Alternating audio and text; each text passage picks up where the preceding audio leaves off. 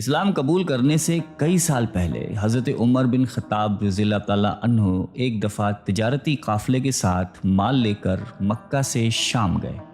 قافلے میں قریش کے کئی اور بڑے سردار بھی شامل تھے۔ یہ قافلہ شام کے سب سے بڑے شہر دمشق گیا اور وہاں اپنا مال بیچ کر مکہ واپس روانہ ہوا۔ تھوڑا سا فاصلہ طے کرنے پر حضرت عمر کو یاد آیا کہ ان کی ایک رشتہ دار خاتون نے انہیں کچھ سونا دیا تھا کہ اسے بیچ کر اس کے لیے کچھ کپڑے وغیرہ لیتے آئیں۔ انہوں نے اپنے قافلے کے ساتھیوں سے کہا کہ فلاں عورت کا کام کرنے واپس دمشق جا رہا ہوں، کوشش کروں گا کہ یہ کام کر کے جلدی واپس آ جاؤں۔ حضرت عمر دمشق واپس گئے تو بازار بند ہو چکے تھے۔ مجبوراً وہ ایک مسافر خانے میں ٹھہرے اور سو گئے۔ تھوڑی دیر کے بعد اللہ کا ایک بندہ مسافر خانے میں آیا۔ اس نے حضرت عمر کو جگایا اور اپنے ساتھ اپنے گھر لے آیا۔ یہ بات واضح نہیں تھی کہ وہ شخص حضرت عمر کو پہلے سے جانتا تھا یا ان کے والد خطاب سے ان کی واقفیت تھی۔ انہوں نے حضرت عمر کی بڑی خاطر و مدارت کی۔ کھانا کھا کر تو وہ سو گئے اور ان کا میزبان رات بھر عبادت کرتا رہا۔ صبح کو حضرت عمر بیدار ہوئے تو ان کے میزبان نے کہا کہ اکیلے بازار مت جانا، بازار میں لٹیرے اکثر مسافروں کو لوٹتے رہتے ہیں، میرے ساتھ چلنا۔ یہ کہہ کر وہ سو گیا کیونکہ رات بھر جاگ رہا تھا۔ حضرت عمر نے اسے جگانا مناسب نہیں سمجھا اور اکیلے ہی بازار چلے گئے۔ ابھی بازار کھلا بھی نہیں تھا، وہ بازار کھلنے کا انتظار کرنے لگے۔ کچھ دیر کے بعد ایک عیسائی پادری اپنے نوکروں کے ساتھ آیا اور حضرت عمر کی طرف اشارہ کر کے اپنے نوکروں کو حکم دیا کہ اس شخص کو پکڑ لو، یہ گرجے کا کام بہت اچھی طرح سے کر لے گا۔ اس زمانے میں حضرت عمر بڑے تنومند پہلوان تھے۔ پادری کے نوکروں نے اس کو پکڑ لیا اور ایک پرانے گرجے میں لے گئے۔ پادری نے اس کو ایک ہتھوڑا دیا اور اس کو گرجے کی ایک دیوار توڑنے پر لگا دیا۔ ایسا معلوم ہوتا تھا کہ وہ اس جگہ پر ایک نیا گرجا بنوانا چاہتا تھا۔ حضرت عمر دن بھر کام کرتے رہے۔ کہیں شام کو جا کر چھٹی ملی، وہ تھکے ہارے واپس مسافر خانے میں آ کر بیٹھ گئے۔ پہلے ہی دن والا نیک آدمی پھر آیا اور اس نے پوچھا کہ آپ کدھر چلے گئے تھے؟ حضرت عمر نے اسے سارا قصہ بتا دیا۔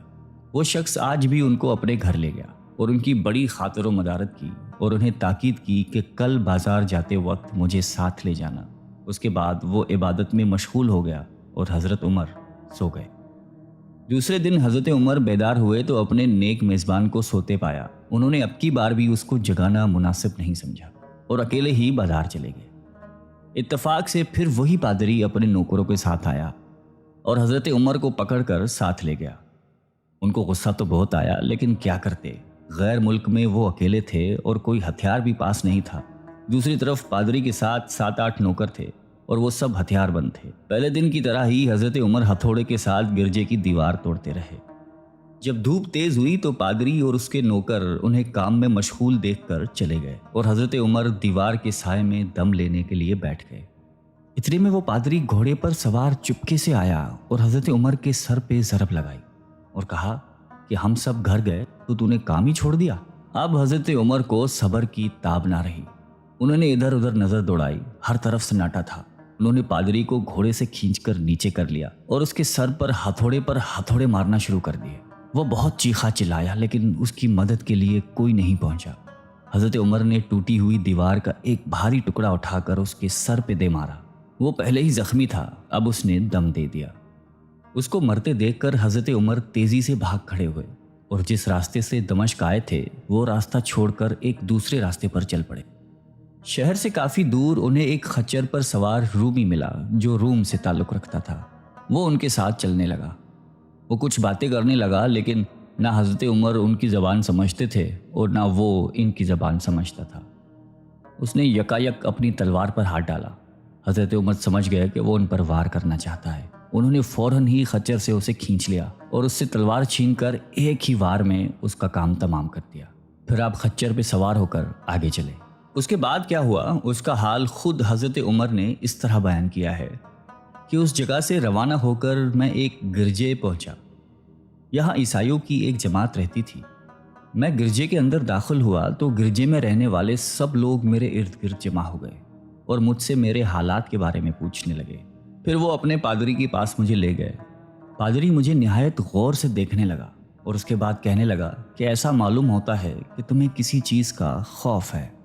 میں نے کہا کہ تم نے کیسے اندازہ لگا لیا کہ مجھے کسی چیز کا خوف ہے؟ اس نے میرے سوال کو ٹال دیا اور کہا کہ آپ جب تک چاہیں یہاں ٹھہریں، آپ کو یہاں کسی قسم کا کوئی خطرہ نہیں، آپ ہماری حفاظت میں ہیں۔ پھر اس پادری نے مجھے اپنے گھر میں مہمان کی طرح رکھا اور میری نہایتی خاطر و مدارت کی، اور پھر پوچھا کہ آپ کون ہیں؟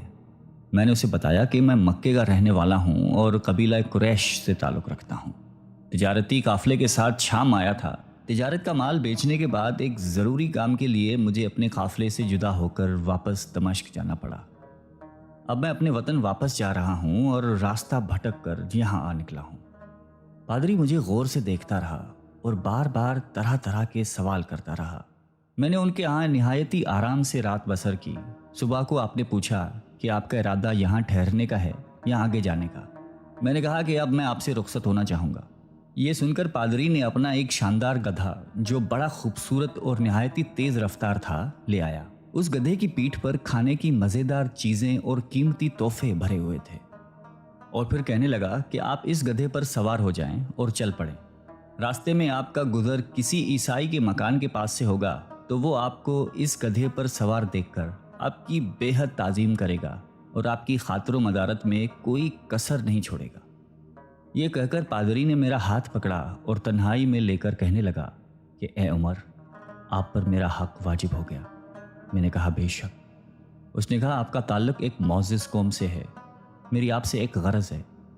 میں نے کہا کہ آپ بیان کر لیں، لیکن حیرت کی بات ہے کہ آپ جیسا بڑا آدمی مجھ جیسے پریشان حال مسافر سے کوئی غرض رکھتا ہو۔ اس نے بڑے یقین بھرے لہجے میں کہا کہ سنیں، میں ایک ایسا آدمی ہوں جس سے اللہ نے آسمانی کتابوں کا علم عطا کیا ہے۔ میں نے آپ کی ذات میں بہت سی ایسی نشانیاں دیکھی ہیں جو یہ ظاہر کرتی ہیں کہ جب ایک مقررہ مدت پوری ہو جائے گی تو حالات میں زبردست تبدیلی آئے گی۔ اس وقت آپ ہمارے ملک کے حاکم بن جائیں گے اور یہاں کے سب شہروں میں آپ ہی کا حکم چلے گا۔ اس کے بعد پادری نے اپنی جیب سے دوات، قلم اور کاغذ نکال کر کہا کہ میری غرض یہ ہے کہ آپ اس کاغذ پر لکھ دیں کہ اس گرجے اور اس کی جائیداد پر کسی قسم کا کوئی موصول لاگو نہیں کیا جائے گا۔ میں نے حیران ہو کر پادری سے کہا کہ آپ مجھ سے مذاق تو نہیں کر رہے؟ اس نے کہا کہ قسم ہے اس ذات کی جس نے عیسیٰ علیہ السلام پر انجیل نازل فرمائی، میں جو کچھ کہہ رہا ہوں وہ بالکل سچ ہے۔ آپ مہربانی کریں اور میری درخواست قبول فرمائیں۔ میں نے پادری کی باتوں کو اس کا وہم سمجھا اور جیسے اس نے کہا میں نے اسی طرح کاغذ پہ اسے لکھ کر دے دیا۔ اس کے بعد گدھے پر سوار ہو کر چل پڑا۔ راستے میں مجھے کئی جگہ پر عیسائیوں کی جماعتیں ملی۔ انہوں نے مجھے ایک پادری کے گدھے پر سوار دیکھ کر میری بڑی خاطر و مدارت کی۔ میں اس طرح جگہ جگہ عیسائیوں کا مہمان بنتا تبوک تک پہنچ گیا۔ اللہ کی شان، جس تجارتی قافلے کے ساتھ میں گیا تھا وہ کافی دیر میرا انتظار کرنے کے بعد اسی جگہ سے چل پڑا تھا جہاں میں نے اسے چھوڑا تھا، اور اب تبوک میں ایک کنویں کے قریب ڈیرا ڈالے ہوئے تھے۔ قافلے والے میرے ساتھی مجھے دیکھ کر میری طرف دوڑ پڑے اور مجھ سے مل کر بہت خوش ہوئے اور کہنے لگے کہ ابن خطاب، ہم لوگ تمہارا انتظار کرتے کرتے بالکل مایوس ہو گئے تو ہم نے اس مقام کو کوچ کر دیا جہاں سے تم واپس دمشق گئے تھے، مگر تمہارے بارے میں ہم سخت پریشان تھے۔ یہ تو بتاؤ کہ اتنے دن تم کہاں رہے؟ میں نے وہ تمام حالات بیان کیے جو مجھے پیش آئے، لیکن پادری سے جو میری گفتگو تنہائی میں ہوئی وہ بالکل ظاہر نہیں کی، کیونکہ میں پادری کی اس باتوں کو اس کا وہم سمجھتا تھا اور اس کے عقیدے کی کمزوری سمجھتا تھا۔ قریش کے ایک سردار ابو سفیان بھی اس قافلے میں شامل تھے۔ انہوں نے مجھے اس شاندار گدھے پر سوار دیکھ کر کہا، ارے تم لوگ اس نوجوان کی اقبال مندی تو دیکھو، اسے کسی ایسے میدان میں چھوڑ دیا جائے جہاں نہ پانی ہو نہ سبزہ، پھر بھی اسے رزق مل جائے گا۔ پادری نے رخصت کرتے وقت مجھ سے کہا تھا کہ جب میں اپنے ساتھیوں کے پاس پہنچ جاؤں اور گدھے کی ضرورت نہ رہے تو اس کی رسی کو مضبوطی سے باندھ کر گدھے کو اسی جگہ پر چھوڑ دوں، لہٰذا میں نے ایسا ہی کیا۔ یہ دیکھ کر ابو سفیان نے کہا کہ ارے تم نے کیا کر دیا؟ گدھے کو ایسی جگہ پہ چھوڑ دیا جہاں پہ چور اچکے اور درندے اکثر گزرتے رہتے ہیں۔ میں نے کہا اس کے مالک نے مجھے ایسا ہی کرنے کی ہدایت کی تھی، وہ اس کی عادتوں سے زیادہ واقف ہے۔ اب وہ جگہ گدھے والا کنواں کے نام سے مشہور ہے۔ وہاں سے روانہ ہو کر ہمارا قافلہ مکہ پہنچا۔ میری اور پادری کے درمیان جو گفتگو ہوئی تھی وہ مجھے بھلائے نہ بھولتی تھی۔ پہلے تو کئی دن تک میں نے اسے اپنے دل میں ہی رکھا، پھر مجھ سے ضبط نہیں ہوا اور یہ راز میں نے اپنے رشتہ دار خاتون کے سامنے ظاہر کیا جس نے مجھے سونا دیا تھا۔ وہ بڑی عقلمند خاتون تھی. اس نے مجھ سے کہا کہ اے ابن خطاب، میں تمہارے بچپن ہی سے تم میں اچھی نشانیاں دیکھ رہی ہوں. جب تم بہت چھوٹے بچے تھے تو میں نے ایک دفعہ خواب میں دیکھا کہ تم لمبے ہوتے جا رہے ہو اور تمہارا قد اتنا لمبا ہو گیا ہے کہ اس نے آسمان کو چھو لیا ہے. یہ دیکھ کر میں نے خواب میں کہا کہ ارے یہ میرے بچے کی کیا حالت ہو گئی ہے. کسی نے کہا کہ یہ لڑکا دنیا اور آخرت میں بھلائی پانے والا بنے گا. جاہلیت کے زمانے میں اس قسم کی باتوں کا مطلب میرے سمجھ میں نہیں آتا تھا. مکہ میں ایک شخص اہل کتاب یعنی یہود و نصارہ میں سے تھا جو بہت گمنام تھا. عام لوگ تو اس سے واقف بھی نہیں تھے، لیکن قریش کے کچھ سردار اسے پہچانتے تھے اور اس کی بہت عزت کرتے تھے.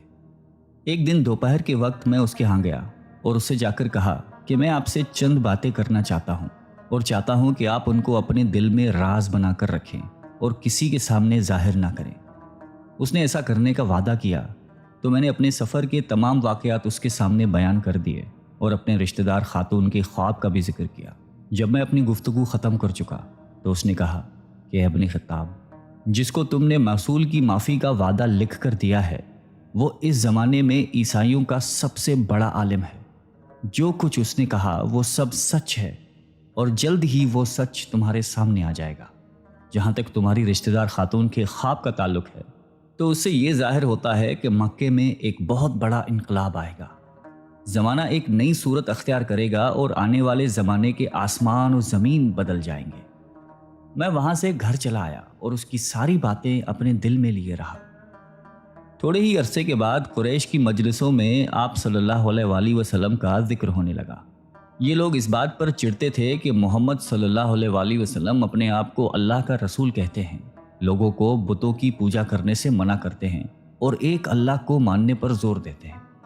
جلد ہی اللہ تعالیٰ نے اسلام کو ظاہر کر دیا اور مجھے یقین ہو گیا کہ حالات وہی صورت اختیار کر رہے ہیں جس کی طرف آسمانی کتابوں کے عالم شام کے پادری نے اشارہ کیا تھا. نبوت کے 6 سال حضرت عمر نے اسلام قبول کر لیا اور رسول اللہ صلی اللہ علیہ وآلہ وسلم کے جان نثار ساتھی بن گئے. 11 ہجری میں آپ صلی اللہ علیہ وآلہ وسلم نے اس دنیا سے پردہ فرمایا تو حضرت ابو بکر مسلمانوں کے پہلے خلیفہ بنے. 13 ہجری میں انہوں نے وفات پائی تو حضرت عمر خلیفہ بنے. ان کے سفر نامے کی روایت کرنے والے راوی کا بیان ہے کہ حضرت عمر فاروق اپنے خلافت کے زمانے میں شام تشریف لے گئے تھے تو ایک بہت بوڑھا آدمی جس کے بال برف کی طرح سفید ہو چکے تھے عیسائیوں کی ایک جماعت کے ساتھ ان کی خدمت میں حاضر ہوا اور عرض کیا کہ اے امیر المومنین، کیا آپ مجھے جانتے ہیں؟ حضرت عمر نے فرمایا کہ اگر آپ شام کے فلاں نگر کے پادری ہیں تو میں آپ کو پہچانتا ہوں. اس نے کہا کہ جی ہاں، میں وہی پادری ہوں. حضرت عمر فاروق رضی اللہ تعالیٰ عنہ نے فرمایا کہ میں نے آپ سے لکھ کر جو عہد کیا تھا وہ آج بھی قائم ہے. اللہ تعالیٰ نے اپنے رسول صلی اللہ علیہ وآلہ وسلم کے ذریعے ہمیں عزت بخشی. انہوں نے ہمیں اللہ تعالیٰ کی پسندیدہ دین اسلام کی طرف دعوت دی اور ہم نے یہ قبول کی. آپ ہی نے مجھے ان باتوں سے آگاہ کیا تھا. اب آپ کو کون سی چیز اسلام سے قبول کرنے سے روکتی ہے؟ بوڑھے پادری نے حضرت عمر کی باتیں سن کر اسی وقت اپنے ساتھیوں سمیت کلمہ پڑھ کر اسلام کی دولت حاصل کر لی. اللہ تعالیٰ ہم سب کو قلب سلیم عطا فرمائے اور قرآن اور حدیث پہ چلنے کی توفیق عطا فرمائے. آمین.